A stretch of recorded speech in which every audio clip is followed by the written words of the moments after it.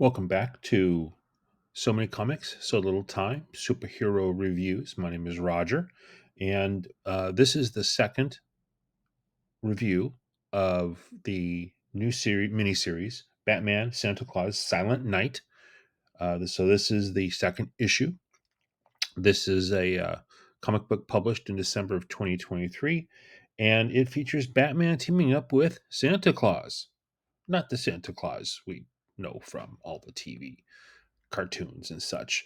It's a little bit more like the Santa Claus or the Kris Kringle or however you want to call him version we see in um, the Harry Dresden Wizard series by Jim Butcher. Um, the Santa Claus who's basically a proto Norse mythological figure leading the wild hunt or being a part of the wild hunt with the Norse pagan gods.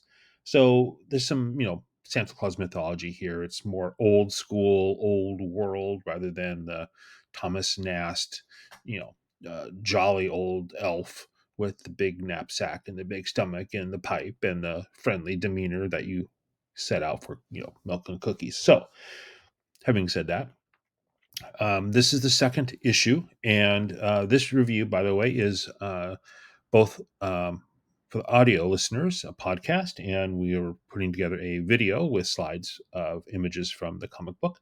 So, regardless of which format you're um, viewing slash listening to, the content is basically the same. So here we go. So the cover of the second issue, the regular cover, not the variant, shows Batman and his old longtime buddy, as we turned out they've known each other a while, Santa Claus.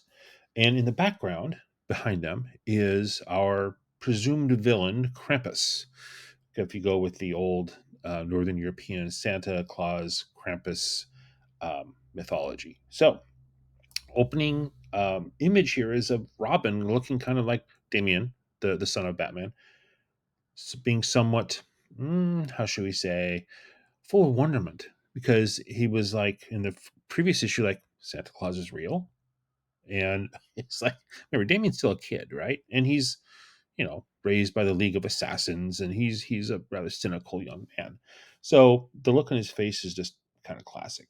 So we've in the previous issue we had Batgirl and Nightwing helping Batman and Robin and Santa deal with these vampiric creatures called the Draug, who are connected to Krampus. We're not exactly sure how at this point. So we have and Zatanna was also in that issue, and she was injured, specifically to take out the magic user in the team. So Santa is dealing with her, trying to get her to recover, and so we have a pretty interesting shot of the Batcave, and the team is trying to figure out what's going on. And Batman has a magic box given to him by Santa Claus, and a gift, I should say, I would think. And he opens it up, and we have like imagine holograms, right? But this is Santa magic, so they are basically watching past events involving Santa and Krampus. And it turns out Krampus isn't that bad a dude in the old days. His job was to scare the children, and Santa's job was to um, convince them to be good. And as it's stated by Nightwing, excuse me, by one of the team, that it's uh, worst cop, bad cop, worst cop routine, and Santa and Krampus are trying to get them to the kids to be good. And Nightwing's interesting comment here is interesting. They brought order to chaos by scaring the wicked while looking at Batman, who, of course, Batman. That's kind of his gig. So we get the story backstory between Santa and Krampus. Krampus kind of was mistakenly believed to spoiler alert here, to have eaten some children, which is kind of like his mo in mythology, and Santa banished him to the nether realms, and kind of similar to how Odin banished Loki in the early Thor comic books, going over to Marvel. Um, And so we find out that Santa was mistaken. Krampus was just messing around, but Santa kind of lost his cool, and Krampus is kind of lost out in wherever he sent him. And it's, Santa is full of guilt, and he did this to his friend, blah blah blah.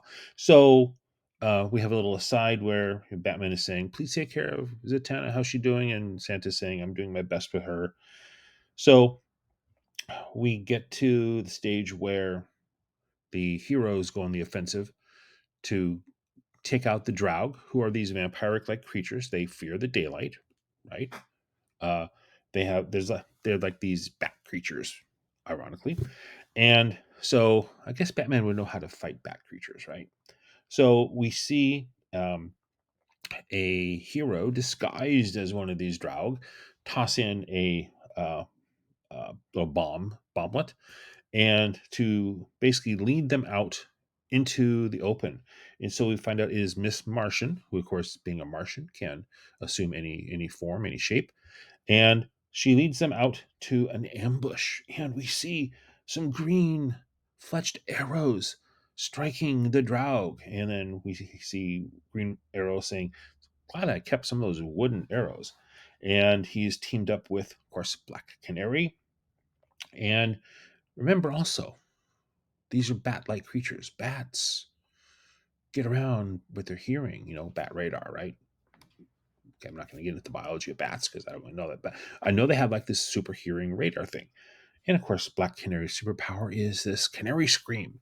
So we see her, doing her little thing, screaming. The Drow plummet; their ears are bursting, and then, of course, a great um, artistic rendition of Green Arrow shooting off his arrows.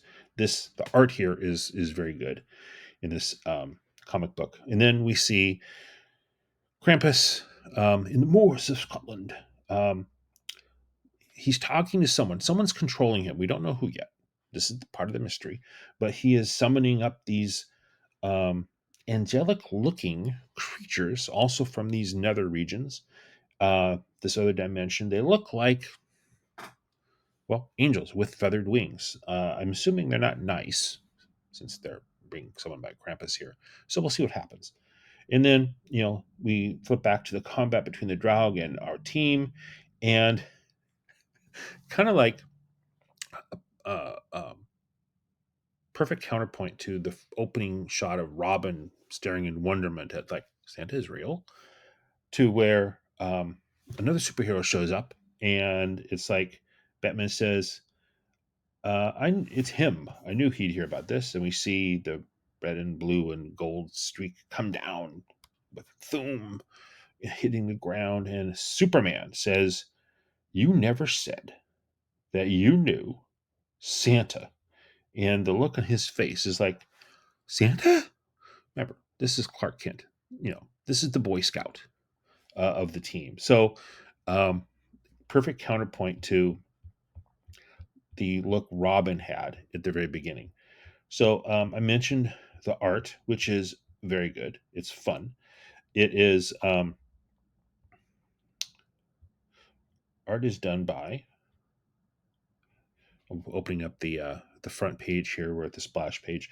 So the art is by Michelle Bandini. Did the art in the previous episode or previous comic. Very good. And also Trevor Harcine, colored by Alex Sinclair, written by Jeff Parker. And again, this is the previous issue's writer. The whole thing is just good.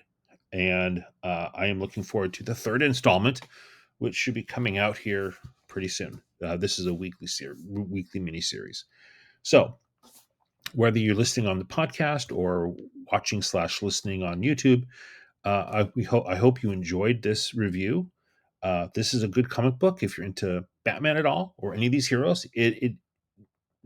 The writer gets them down perfectly. So with that, if you like this, please like and subscribe, and leave comments if you wish. And at this point, we will sign off and look forward to taking a look at the third installment, which will come out very soon. All right. This is Roger Lee with So Many Comics, So Little Time. Thank you for listening. Take care. And if you celebrate, Merry Christmas.